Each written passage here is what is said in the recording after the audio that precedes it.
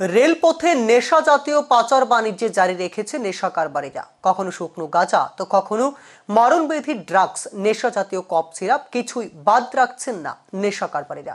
সব মিলিয়ে নেশা পাচার বাণিজ্যের একমাত্র হাতিয়ার করেছে রেলপথকে। তবে রেল পুলিশের হাতে বারংবার ধরা খেয়েও তাদের পাচার বাণিজ্য প্রতিনিয়ত জারি রেখেছে। এবার ধর্মনগর আরপিএফ এর তল্লাশিতে উদ্ধার হলো নেশা জাতীয় কফ সিরাপ।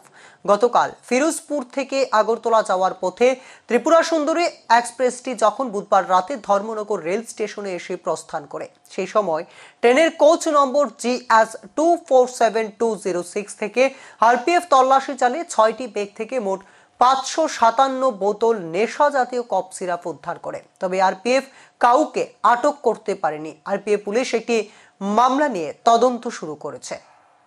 আমাদের হিসাবে ডিএসসি স্যারের আদেশে আমাদের স্পেশাল ট্রেন স্কটিং চলছে, চেকিং, কন্ট্রাব্যান্ড, ট্রেন স্কটিং, এসিপি এগুলির জন্য।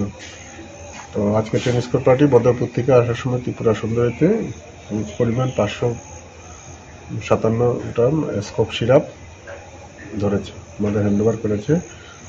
আমরা এটা সিজি করে এবং এক্সাইজ ডিপার্টমেন্টকে হ্যান্ডওভার করবো। এরকম অপারেশন আমাদের কন্টিনিউ চলতে থাকবে।